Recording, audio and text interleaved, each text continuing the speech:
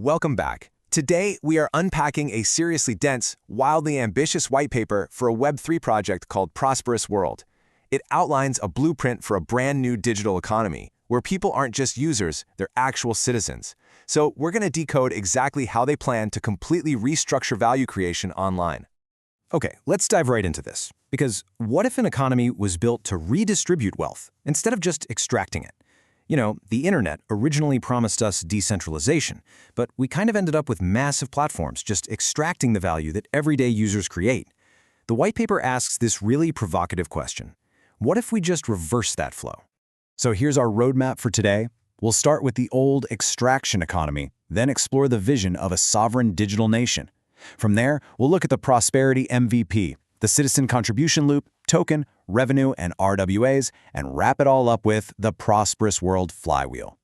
All right, part 1, the old extraction economy. And this brilliantly illustrates the core failure of traditional systems. It's a stark philosophical divide. In the old economy, a tiny handful of entities own all the rails, right? They capture all the upside while everyday users like you and me are just left competing for basic wages. But Prosperous World proposes something totally different. A citizen-powered system where the revenue generated by the ecosystem doesn't just get funneled up to some corporate top floor. Instead, it gets redirected right back down to strengthening community rewards. Moving on to Section 2, a sovereign digital nation.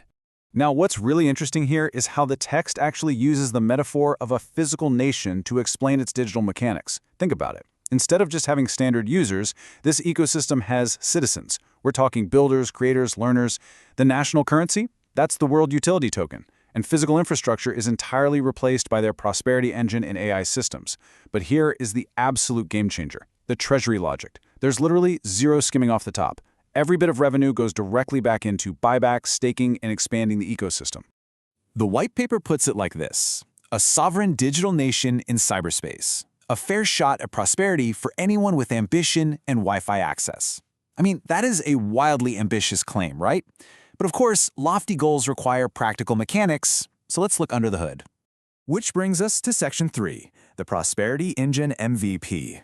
Let's see how this actually builds out chronologically through their minimum viable product, the introducing broker system.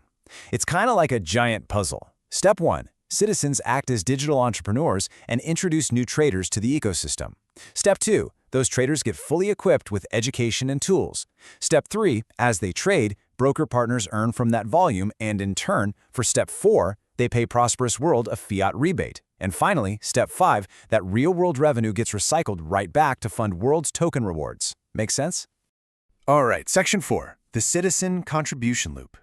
Now, in traditional finance, your only real input is cold hard cash, right?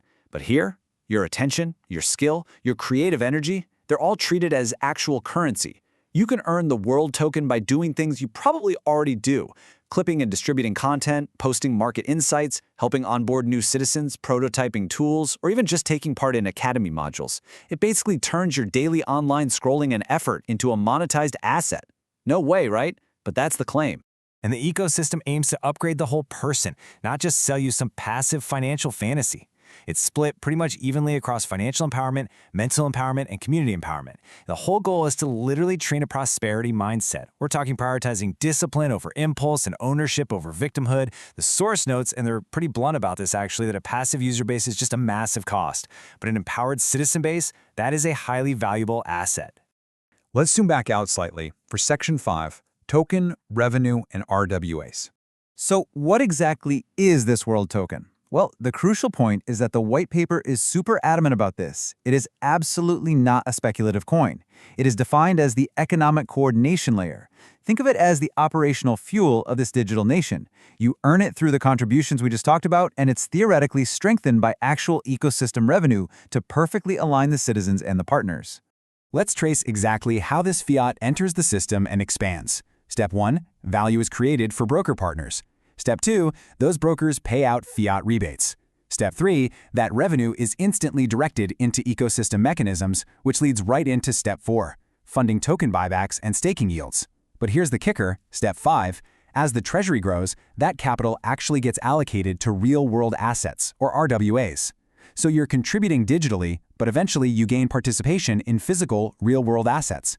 That is how a digital nation builds a true treasury. And finally, Section 6, the Prosperous World flywheel. This right here is the core argument of the entire source material. The thesis is that compound growth across multiple layers creates a self-reinforcing value machine.